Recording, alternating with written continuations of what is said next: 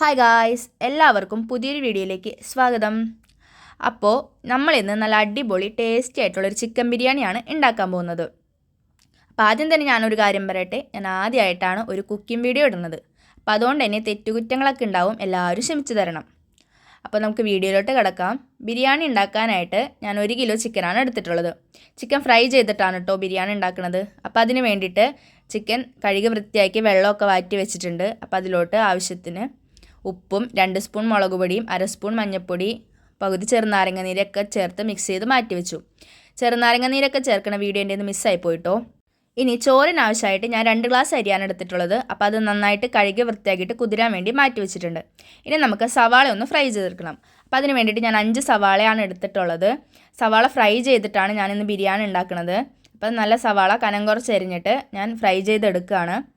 അതിനുശേഷം അതേ എണ്ണയിൽ തന്നെ കാഷ്യൂനട്ടും മുന്തിരിയും കൂടി ഫ്രൈ ചെയ്തെടുക്കുന്നുണ്ട്. അപ്പോൾ നമ്മൾ ആദ്യം തന്നെ കാഷ്യൂനട്ടാണ് കേട്ടോ ഫ്രൈ ചെയ്യണത്.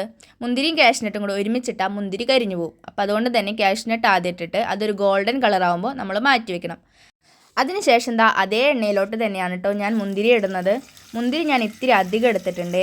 എൻ്റെ മോന് മുന്തിരി ഭയങ്കര ഇഷ്ടമാണ്. അവൻ ബിരിയാണി കിട്ടിയാൽ ആദ്യം അതിൽ മുന്തിരി തപ്പിയാണ് നടക്കുക. അതുകൊണ്ട് തന്നെ ഞാൻ കുറച്ചധികം മുന്തിരി എടുത്തിട്ടുണ്ട്. അപ്പോൾ മുന്തിരിയൊക്കെ ഫ്രൈ ആയി. ഇനി നമുക്ക് അതേ എണ്ണയിലോട്ട് തന്നെ ചിക്കനും വറുക്കാനെടുക്കാം. അപ്പോൾ അരമണിക്കൂർ ഞാൻ മസാലയൊക്കെ പുരട്ടി ഫ്രിഡ്ജിൽ വെച്ചിരുന്ന ചിക്കനാണ്. അപ്പോൾ ഞാനത് ഫ്രൈ ചെയ്യാണ്.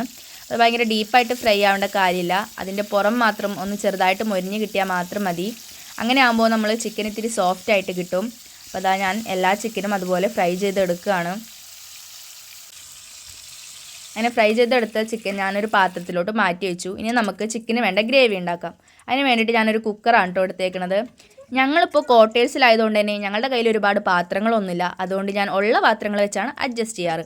അപ്പോൾ എൻ്റെ കയ്യിലിപ്പോൾ കുക്കറാണുള്ളത്. അതുകൊണ്ട് തന്നെ ഞാൻ കുക്കറിലാണ് ഉണ്ടാക്കുന്നത്. അപ്പോൾ അതിലേക്ക് ഞാൻ 2 സ്പൂൺ നെയ്യും ചിക്കൻ വറുത്തതിൻ്റെ ബാക്കി വെളിച്ചെണ്ണ ഒഴിച്ചിട്ട് അതിലേക്ക് കുറച്ച് പെരിഞ്ജീരകം, 1 വഴനേല, 4 ഗ്രാമ്പു, 4 ഏലക്കായ, 1 പട്ട, പിന്നെ അതൊന്ന് ഇളക്കിയതിന് ശേഷം 2 തക്കാളി ചെറുതായിട്ട് അരിഞ്ഞതും കൂടി ചേർക്കുകയാണ്. അപ്പോൾ അതും നന്നായിട്ടൊന്ന് ഇളക്കിയിട്ട് പിന്നെ നമ്മൾ അതിലോട്ട് ചേർത്ത് കൊടുക്കാൻ പോകുന്നത് 2 പച്ചമുളക് ചെറുതായിട്ട് അരിഞ്ഞതാണ് കേട്ടോ. അതും കൂടെ ചേർത്തതിന് ശേഷം നന്നായിട്ട് ഇളക്കുക. പിന്നീട് നമുക്കതിലോട്ട് ഇഞ്ചി വെളുത്തുള്ളി ചതച്ചതും കുറച്ച് മല്ലിയിലയും കൂടി ചേർത്ത് കൊടുക്കണം. എന്നിട്ട് ഇതെല്ലാം കൂടി നന്നായിട്ട് മിക്സ് ചെയ്ത് ഇളക്കണം. ആ തക്കാളിയൊക്കെ ഒന്ന് നന്നായിട്ട് വാടി വരുന്നത് വരെ നമ്മൾ ഇളക്കി കൊടുക്കണം. തീ കുറച്ചിടുക, അടി പിടിക്കാണ്ട് ശ്രദ്ധിക്കേണ്ടതാണ് കേട്ടോ. അങ്ങനെ തക്കാളിയൊക്കെ വരണ്ടിയിട്ടിട്ടുണ്ട്. ഇനി നമുക്കിതിലോട്ട് പൊടികളൊക്കെ ചേർത്ത് കൊടുക്കാം. 1/2 സ്പൂൺ മഞ്ഞൾപ്പൊടി, 3/4 സ്പൂൺ മസാലപ്പൊടി, ഗരം മസാലയാണ്. ബിരിയാണി മസാല ഉണ്ടെങ്കിൽ നിങ്ങൾ അത് ചേർത്ത് കൊടുക്കുക. എൻ്റെ കയ്യിൽ അത് ഉണ്ടായിരുന്നില്ല. 1 സ്പൂൺ മല്ലിപ്പൊടി, 1 സ്പൂൺ മുളക് പൊടി,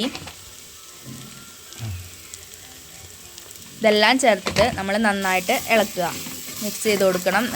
തീയൊക്കെ കുറച്ചിടാൻ ശ്രദ്ധിക്കണം, മസാല കരിയാൻ ചാൻസ് ഉണ്ട്.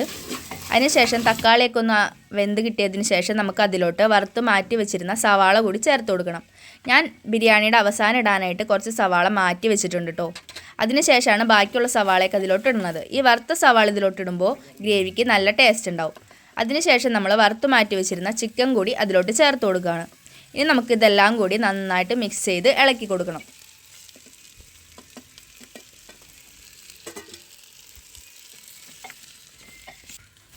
ഇനി ഇതിലേക്ക് ഞാൻ ഗ്രേവിക്ക് ആവശ്യമായിട്ടുള്ള 1.5 ഗ്ലാസ് വെള്ളം ചേർക്കുകയാണ്.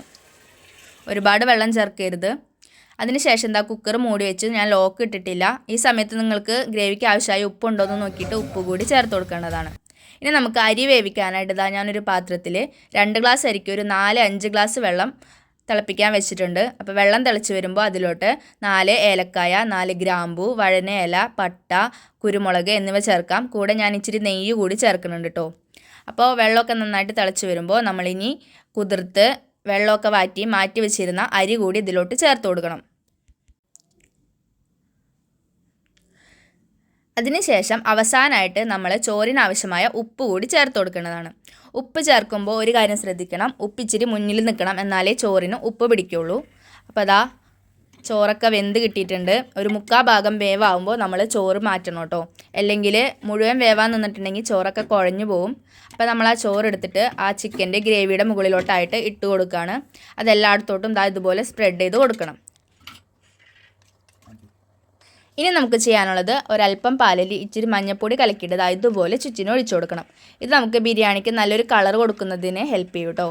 അപ്പോൾ നമ്മളിതാ മഞ്ഞൾപ്പൊടിയൊക്കെ കലക്കിയിട്ട് ഇങ്ങനെ ഒഴിച്ചു കൊടുക്കുകയാണ്. ഇനി നമുക്ക് ചെയ്യാനുള്ളത് ഇതിലോട്ട് നമ്മൾ വറുത്ത് മാറ്റി വെച്ചിരുന്ന സവാളയും കാഷ്നട്ടും മുന്തിരിയൊക്കെ ചേർത്ത് കൊടുക്കണം.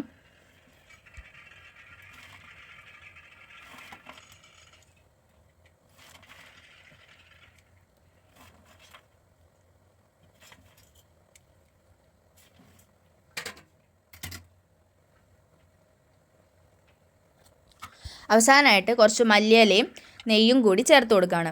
പുതിനയില ഉണ്ടെങ്കിൽ നിങ്ങൾ അതുകൂടി ചേർത്ത് കൊടുക്കാൻ ശ്രദ്ധിക്കണം കേട്ടോ. പുതിനയില എൻ്റെ കയ്യിൽ ഉണ്ടായിരുന്നില്ല. അങ്ങനെ എല്ലാം ചേർത്ത് കൊടുത്തതിന് ശേഷം നമ്മൾ കുക്കർ വീണ്ടും അടച്ച് വെക്കുകയാണ്. ഇപ്പോഴും ഞാൻ ലോക്ക് ചെയ്തിട്ടില്ല. തീ കുറച്ചിടാൻ ശ്രദ്ധിക്കണം. അങ്ങനെ ഒരു 10-15 മിനിറ്റിന് ശേഷം സ്റ്റൗ ഓഫാക്കിയിട്ട് പിന്നെ ഒരു 10 മിനിറ്റിന് ശേഷമാണ് നമ്മൾ തുറന്ന് നോക്കിയത്. അപ്പോഴേക്കും എന്താ നല്ല ടേസ്റ്റി ആയിട്ടുള്ള ചിക്കൻ ബിരിയാണി റെഡി ആയിട്ടുണ്ടായിരുന്നു. അപ്പോൾ ഇന്നത്തെ വീഡിയോ ഇത്രയേ ഉള്ളൂ. എല്ലാവർക്കും വീഡിയോ ഇഷ്ടപ്പെട്ടെന്ന് വിചാരിക്കുന്നു. ഇഷ്ടപ്പെട്ട എല്ലാവരും ലൈക്ക് ചെയ്യുക, ഷെയർ ചെയ്യുക, സബ്സ്ക്രൈബ് ചെയ്ത് മാക്സിമം സപ്പോർട്ട് ചെയ്യണം. അപ്പോൾ നമുക്ക് അടുത്തൊരു വീഡിയോയിൽ വീണ്ടും കാണാം. Okay, bye.